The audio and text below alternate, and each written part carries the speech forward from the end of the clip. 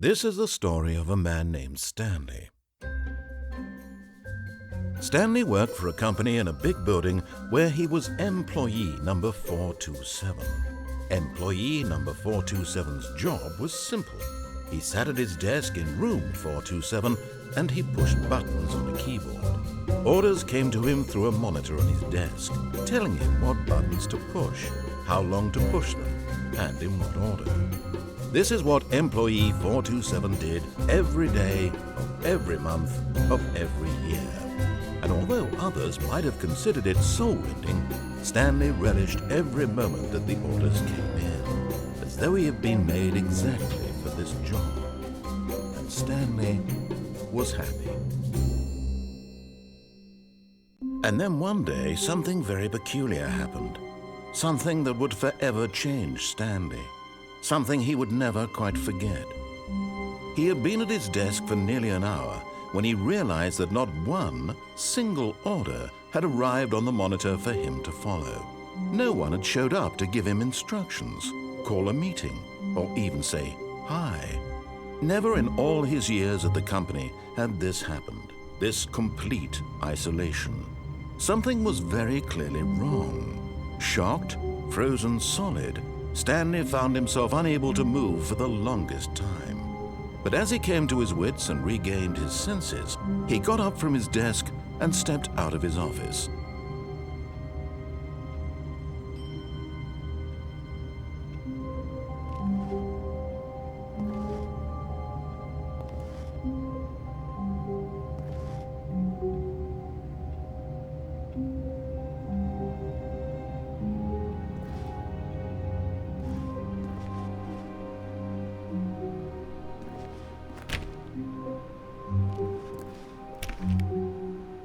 All of his co-workers were gone. What could it mean? Stanley decided to go to the meeting room. Perhaps he had simply missed a memo. No matter how hard Stanley looked, he couldn't find a trace of his co-workers.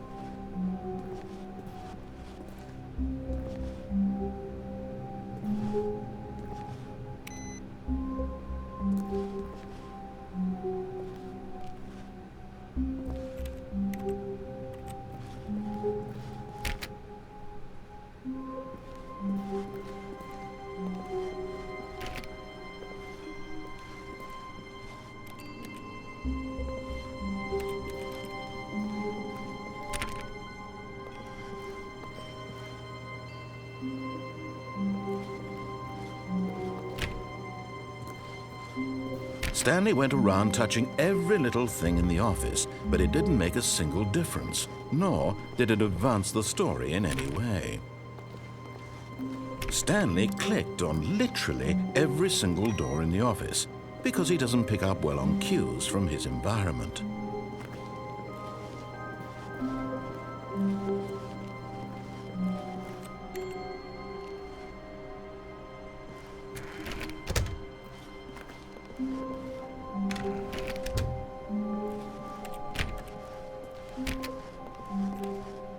When Stanley came to a set of 2 open doors, he entered the door on his left. This was not the correct way to the meeting room, and Stanley knew it perfectly well.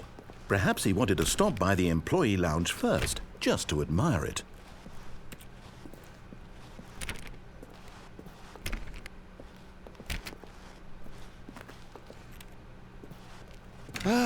Yes, truly a room worth admiring. It had really been worth the detour after all, just to spend a few moments here in this immaculate, beautifully constructed room. Stanley simply stood here, drinking it all in. But eager to get back to business, Stanley took the first open door on his left.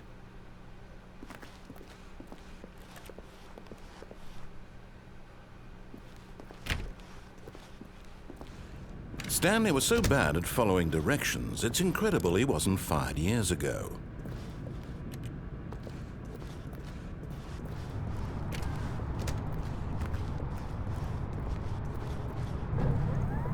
Look, Stanley, I think perhaps we've gotten off on the wrong foot here. I'm not your enemy, really, I'm not. I realize that investing your trust in someone else can be difficult, but the fact is that What?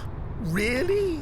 I was in the middle of something. Do you have zero consideration for others? Are you that convinced that I want something bad to happen to you? Why, I don't know how to convince you of this, but I really do want to help you, to show you something beautiful. Look, let me prove it. Let me prove that I'm on your side. Give me a chance.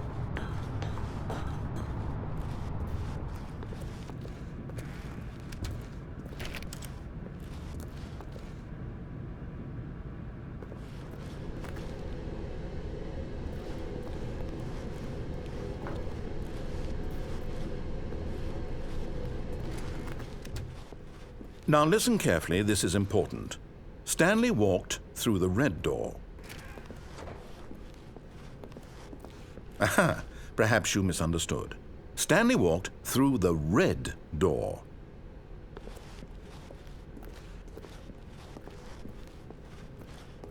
I still don't think we're communicating properly. Stanley walked through the red door. All right, fine, go ahead, Stanley. You want to know so badly what's out there? You want to find out what lies at the end of this road you've chosen? Well, don't let me stop you. You see, there's nothing here. I haven't even finished building this section of the map because you were never supposed to be here in the first place. Broken rooms, exposed developer textures. Is this what you had wanted? Was it worth ruining the entire story I had written out specifically for you? Do you not think I put a lot of time into that? Because I did. And in the end, it was all for nothing, because this is what you wanted to see. Help me here, Stanley. Help elucidate these strange and unknowable desires of yours. What would have made this game better? What did you want to see? Vehicles? Skill trees? Work with me. You've given me absolutely nothing so far. Tell you what, let me take a stab in the dark at a new design, and you can give me some feedback. There we go. A third option. This already feels leaps ahead of where we were before. Go ahead, Stanley. Take it for a spin. Okay, I'm going to stop you there. Now, tell me about your experience with this new version. Would you say that the game benefited from allowing you more choices?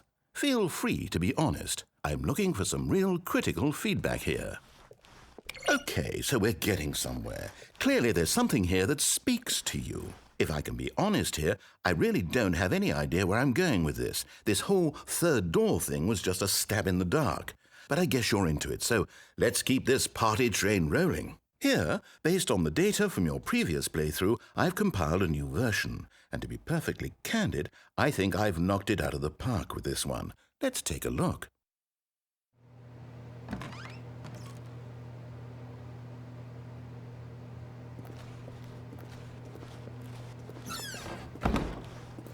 Now, would you say that competitive leaderboard helped you feel motivated to keep walking through doors? Again, honest answers, please.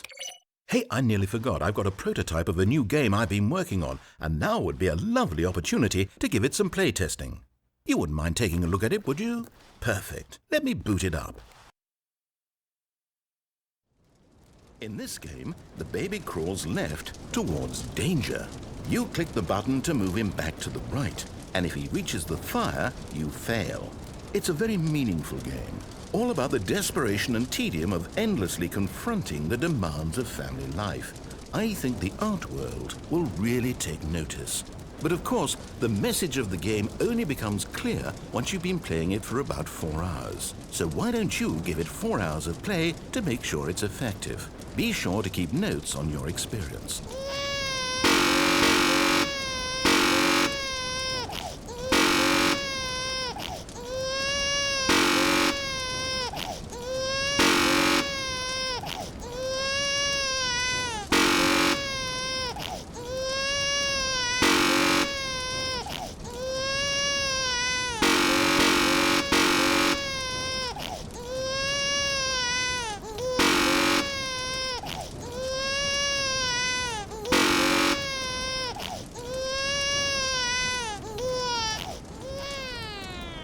You heartless bastard. Did you do it because you hate babies or purely to spite me? Because if it's the latter, well, I don't know what to do. I'm completely out of ideas. I can't think of a single thing that might improve the experience for me. I'm not even going to try. I'm out, I'm done. It's over. Thank you for playing. Your input was extremely valuable. Oh, hey, since my game was so awful, why don't we play someone else's game, just to ease the pain? Let's see. What do we have here? Yes, this seems like it'll work. Let's give it a shot.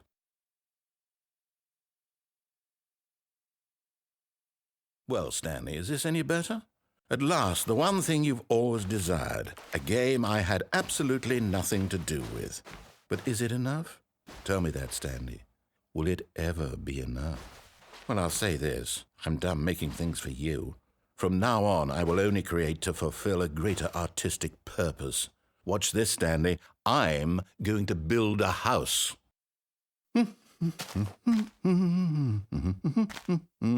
This will go here, no, here, and then...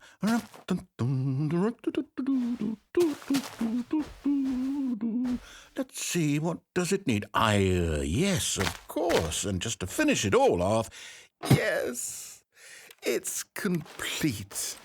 I made this, Stanley. Look at it.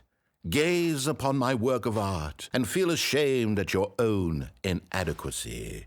Ah, but you've only seen it from the outside. You've only gotten half the experience. Please, step inside and make yourself comfortable. Isn't it grand? Isn't it perfect? It could only be better if... Wait, that's it. We must rebuild it out of diamond. Diamond everything. Yes. Come along, Stanley. We have to go mining.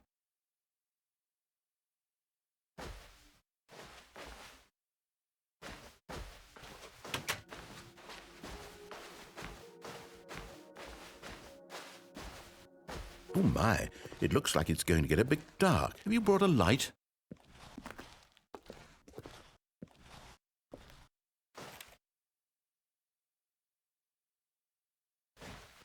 Oh, no. This is far more open-ended than I had in mind. I'm looking for something more narrow and linear. Something that makes you feel utterly irrelevant. This won't do at all. 1 out of 5. Even the diamonds couldn't save this one. Okay, new game.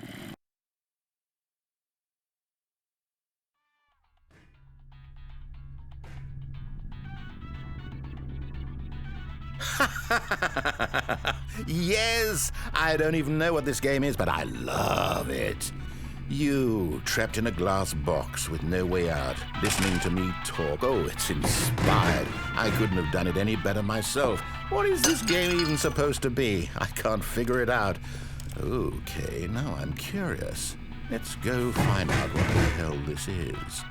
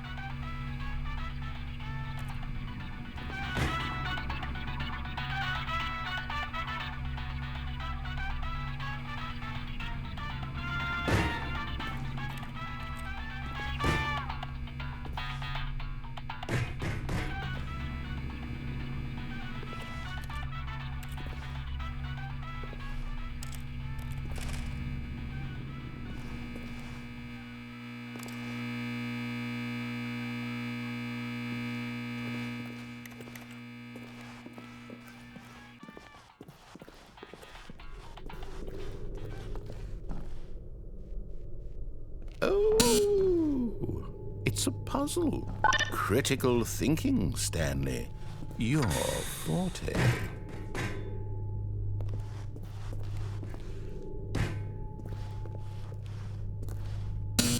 Genius.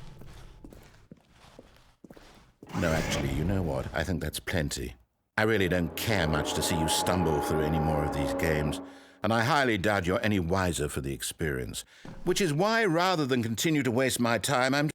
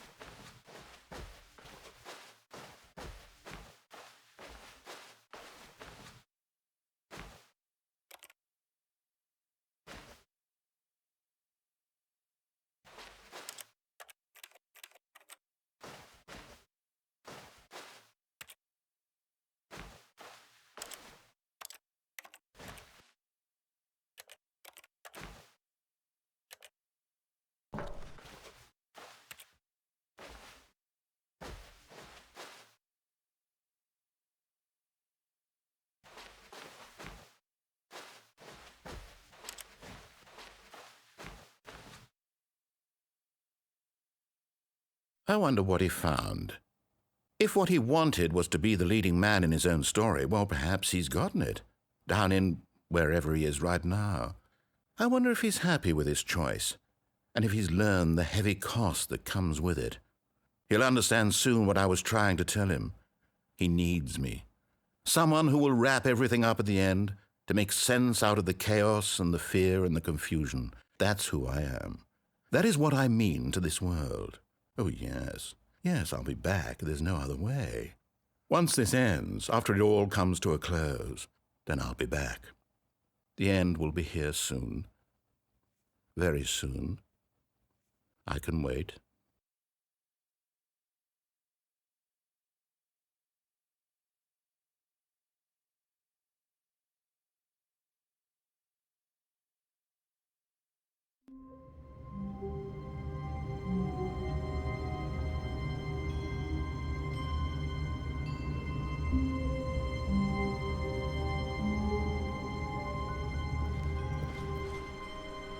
All of his co-workers were gone. What could it mean? Stanley decided to go to the meeting room. Perhaps he had simply missed a memo.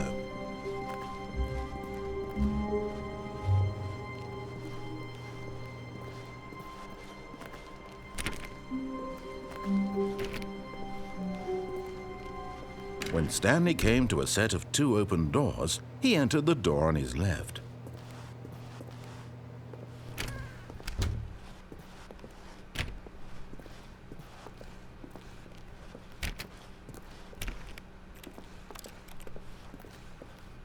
Yet there was not a single person here either. Feeling a wave of disbelief, Stanley decided to go up to his boss's office, hoping he might find an answer there.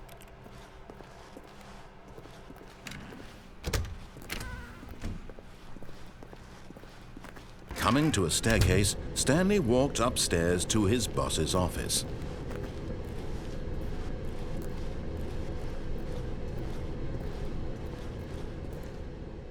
But Stanley just couldn't do it.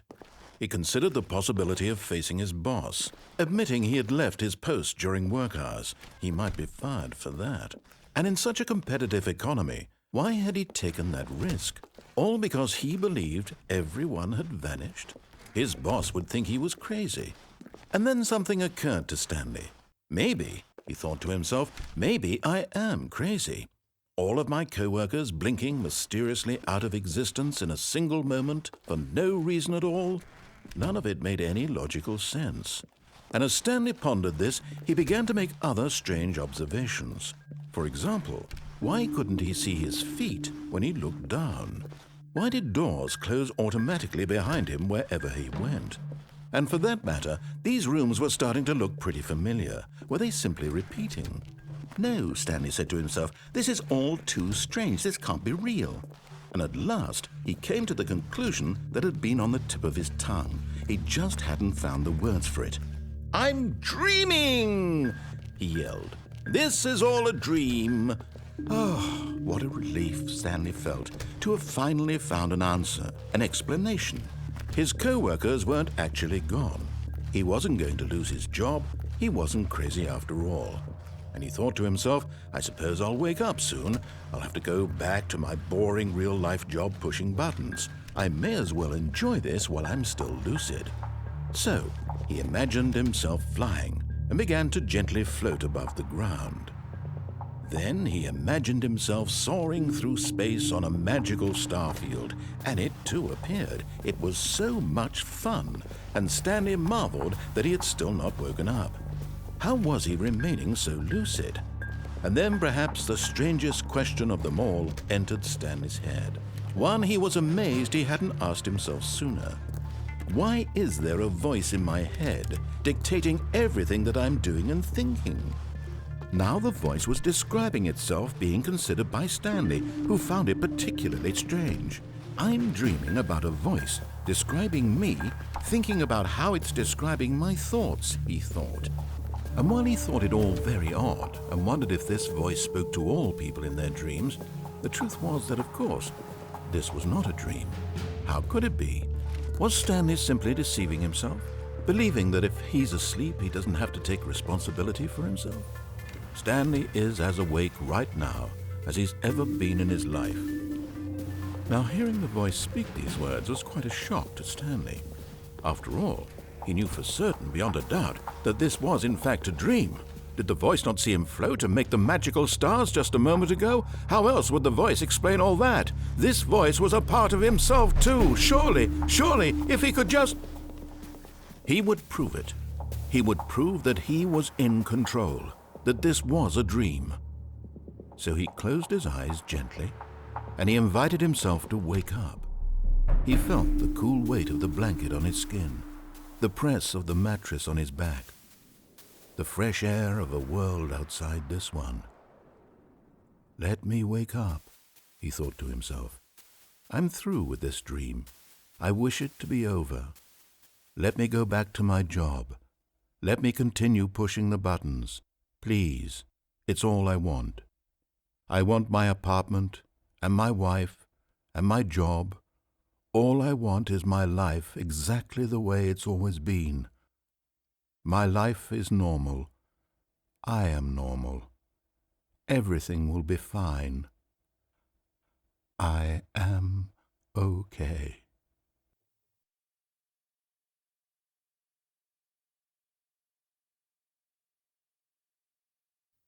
Stanley began screaming. Please, someone, wake me up. My name is Stanley.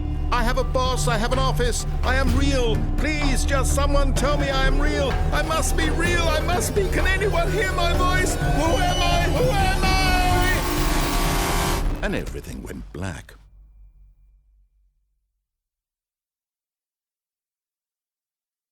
This is the story of a woman named Mariella. Mariella woke up on a day like any other. She arose, got dressed, gathered her belongings, and walked to her place of work.